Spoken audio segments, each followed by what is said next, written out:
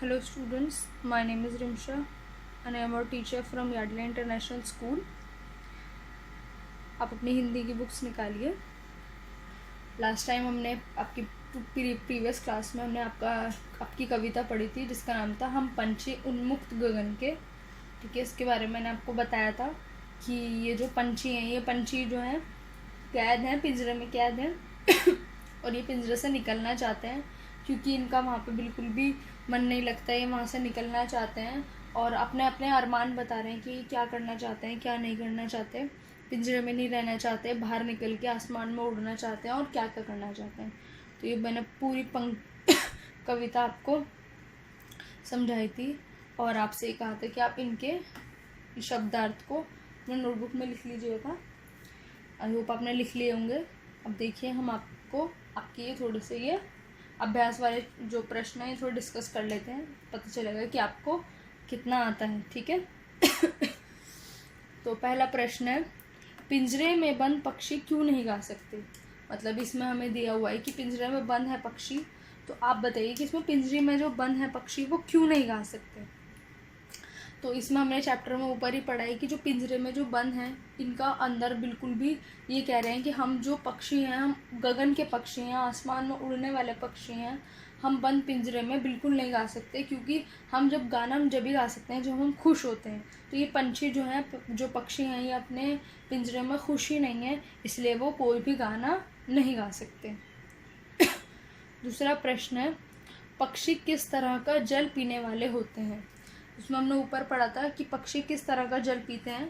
पक्षी जो होते हैं हमेशा बहता हुआ जल पीते हैं, मतलब जो पानी बह रहा होता है किसी नदी में, झरने में, जहाँ पर भी पानी बह रहा होता है, इस तरह का जल पीने वाले होते हैं जो पक्षी होते हैं। वो कभी भी रुका हुआ रखा हुआ पानी नहीं पीते, लेकिन वो पिंजरे में कैद है तो उन्हें मजबूरी में वही पानी पीना पड़ता है। वो उन्हें पानी भी बिल्कुल पसंद नहीं है लेकिन उन्हें वो पानी पीना पड़ता है। लेकिन वो जो पीते हैं, जो पक्षी होते हैं, जो आसमान में उड़ने वाले पक्षी होते हैं, वो हमेशा बहता हुआ जल पीते हैं। ग है, पक्षियों के क्या क्या अरमान है। तो इसमें बताना है कि हम पक्षियों के क्या क्या अरमान है। पक्षियों का अरमान है कि वो ऊंचा ऊंचा आसमान में उड़े और वो जो तारों की तरह दिखने वाले अनार के दाने हैं वो खाएं। उनका ये अरमान है कि वो आसमान में उड़ें, बहुत ऊंचा उड़ें, बिल्कुल क्षितिज तक, यानी कि जहाँ आसमान और जहाँ ज़मीन मिलती है वहाँ तक वो उड़ें और वो अनार के दाने चुन चुन के खाएं, ना कि पिंजरे में रखा हुआ वो खाना खाएं। ठीक है, ये अब नेक्स्ट आपके MCQs हैं। ठीक है, इसमें आपको एक ऑप्शन चूज करना है। पक्षियों की चोंच को कवि ने किसकी तरह बताया है। पक्षियों की चोंच को कवि ने लाल किरण की तरह बताया। ऊपर देखिए, अपने बुक में ही निकालिए तो इसमें आपको दिया हुआ है लाल किरण सी चोंच खोल, मतलब जो चोंच है वो लाल किरण सी दिखाई गई है। ठीक है, तो ये आपकी तो जो चोंच है उनकी लाल किरण सी है। नेक्स्ट है, किसके अरमान की बात की जा रही है। इसमें किसके अरमानों की बात की जा रही है। पक्षियों के अरमान की बात की जा रही है। पूरी कविता ही पक्षियों के ऊपर है, तो ये जो अरमान की बात की जा रही है ये पक्षियों के ही अरमान की बात की जा रही है। नेक्स्ट है हमारा, अनार के दाने किसकी तरह माने गए हैं। ऊपर हमने पढ़ा था अनार के दाने किसकी तरह माने गए हैं। अनार के दाने तारों की तरह माने गए हैं, ना तो दांत की तरह अनार के दाने होते नहीं, ना मोती की तरह, ना सूरज की तरह, तारों की तरह। अनार के दानों को जो चुगना चाहते हैं जो पक्षी हैं वो बिल्कुल तारों की तरह है, तारों के समान है। ठीक है, तो आई होप आपको समझ आ गया होगा। आप इसको एक बारी अपनी लैंग्वेज में एक बार अपने नोटबुक में लिख लेना। ठीक है, जैसा आपको समझ आता है वैसे आप अपनी लैंग्वेज में लिखोगे तो आप बेहतर तरह से समझ पाओगे और आप अच्छे से कर भी पाओगे जब आपके एग्ज़ाम्स होंगे। ठीक है, तो हम इसका नेक्स्ट चैप्टर पढ़ेंगे। ठीक है, इसका पार्ट 2 जिसका नाम है नीम हकीम खतराए जान। ठीक है, इस आपका चैप्टर का नाम है। पहली वाली आपकी कविता थी लेकिन ये जो है आपकी दूसरी जो आपकी कहानी है। ठीक तो मैं इसको आज स्टार्ट करवाती हूँ। पहला है, मैं बिल्कुल हट्टा कट्टा आदमी हूँ।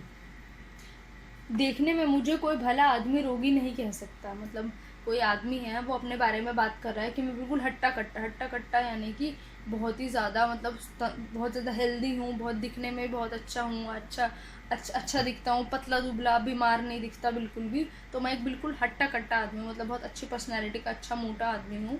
देखने में मुझे कोई भला आदमी रोगी नहीं कह सकता, देखकर मतलब मुझे कोई कह ही नहीं सकता कि मैं बीमार हूँ। रोगी मतलब बीमार जो होते हैं। तो कह रहे कोई मुझे देख के कह ही नहीं सकता कि मैं रोगी हूँ या मैं बीमार हूँ। लोगों को बीमार देखता तो मेरी बड़ी इच्छा होती कि किसी दिन मैं भी बीमार पड़ता। तो ये जो आदमी अपने बारे में बता रहा है ये बहुत ज़्यादा हेल्दी है, ये कभी बीमार नहीं पड़ता ना। तो ये बात कह रहा है कि जब भी मैं किसी को बीमार को देखता था ना तो मेरा बड़ा दिल चाहता था कि मैं भी बीमार पड़ जाता। ऐसा लोगों के साथ जनरली होता है, बच्चों को भी ऐसा लगता है कि वो किसी को बीमार पड़ा हुआ देखते हैं, उन्हें लगता है कि काश हम भी बीमार पड़ जाते तो हमें भी इतना प्यार मिलता, हमें भी इतनी अटेंशन मिलती।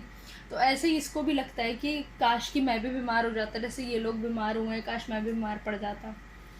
यह तो ना था कि बीमार होने पर दिन में 2 बार बुलेटिन निकलते, पर इतना अवश्य था कि मेरे बीमार पड़ने पर हंटले के बिस्किट, जिन्हें साधारण अवस्था में घर वाले नहीं खाते, खाने को मिलते। और सबसे बड़ी इच्छा तो यह थी कि दोस्त लोग आकर मेरे सामने बैठते और गंभीर मुद्रा धारण कर पूछते, कहिए बेडब जी कैसी तबीयत है, किसकी दवा हो रही है, कुछ फ़ायदा है।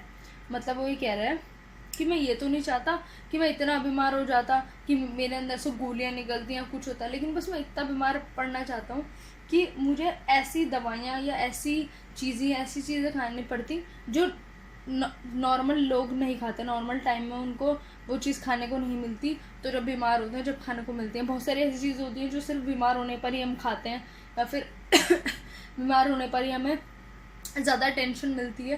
तो ये कह रहा है कि मैं बस ये चाहता था कि मैं वो सब चीज़ें खाऊं जो साधारण अवस्था यानी कि नॉर्मल लाइफ में, नॉर्मल ज़िंदगी में घर वाले खाने को नहीं देते।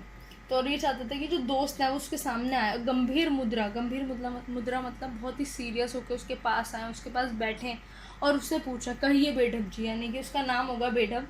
तो बोलता कहिए बेढब जी कैसे तबीयत है। वो चाहता था कि उसके दोस्त आएँ, उसके पास आएँ और उससे पूछें, कहिए बेढब जी कैसी तबीयत है, मतलब उससे तबीयत पूछें कि तुम्हारी तबीयत कैसी है, किसकी दवा हो रही है। वो पूछे कि कौन से हकीम या कौन से डॉक्टर से तुम दवाई ले रहे हो, कुछ फ़ायदा है। और वो मुझसे ये भी पूछे कि क्या तुम्हें कोई फ़र्क पड़ रहा है उस दवाई से, क्या तुम्हें कोई असर आ रहा है उस दवाई से। तो वो ये चाहता था कि वो भी कभी बीमार पड़े और उससे ये सब पूछा जाए। वही चाहता था कि वो बीमार पड़े और उससे ये सब पूछा जाए कि तो बीमार हो क्या, किससे दवाई ले रहे हो, और उससे खाने के लिए अलग अलग तरह की चीज़ों के बारे में पूछा जाए ना, नॉर्मल नहीं मिलती, उसको भी प्यार मिले, उसको भी अटेंशन मिले। तो वो ये चाहता था, ठीक है। हाँ, तो एक दिन मैं हॉकी खेल कर आया। फिर ये अपने बारे में एक दिन के बारे में बता रहे हैं कि मैं एक दिन हॉकी खेल कर आया। ये हॉकी खेलते होंगे जो वे बेढब जी। तो उन्होंने बताया कि एक दिन मैं हॉकी खेल कर आया, कपड़े उतारे, स्नान किया, शाम को ही भोजन कर लेने की मेरी आदत है। मतलब बता रहे कि मैं एक दिन हॉकी खेल कर आया, कपड़े उतारे और स्नान किया, मतलब नहाने चला गया, खेल कर आने के बाद कपड़े उतारे और नहाने चला गया। और बता रहे कि मेरी आदत है कि मैं शाम को ही भोजन कर लेता हूँ, पर उस दिन बाहर चाय नाश्ता कुछ ज़्यादा हो गया इसलिए भूख ना थी। मतलब रोज़ ही मैं शाम को ही खाना खा लेता हूँ अपने घर पे, लेकिन उस दिन बाहर ही कुछ चाय नाश्ता कर लिया था, तो फिर उसे उस दिन भूख नहीं थी, तो उसने घर आके सिर्फ स्नान किया और खाना नहीं खाया। श्रीमती जी ने खाने को पूछा, मैंने कह दिया आज स्कूल में मिठाई खाकर आया हूँ, कुछ विशेष भूख नहीं है। तो मतलब उसकी जो पत्नी थी उसने पूछा कि खाने के लिए पूछा, तो मैंने उसे बोल दिया कि आज मैं स्कूल में ही मिठाई खाकर आया हूँ, मुझे कोई भूख नहीं है बिल्कुल भी, तो आज मैं मिठाई खाकर आया हूँ, मुझे कोई ख़ास भूख नहीं है। उन्होंने कहा विशेष न सही, साधारण सही, मुझे बाहर जाना है, अब तुम अभी खा लेते तो अच्छा था। तो उन्होंने बोला कि अगर तुमको कोई विशेष भूख नहीं है, थोड़ी बहुत ही भूख है तो खा लो, मुझे बाहर जाना है, अगर तुम अभी खा लोगे तो अच्छा रहेगा, तो मैं मतलब आराम से बाहर चली जाऊंगी, मुझे फ्री होगे, मुझे कोई टेंशन नहीं रहेगी, तो तुम्हें जो भी थोड़ी बहुत भूख है तुम खाना खा लो, ठीक है।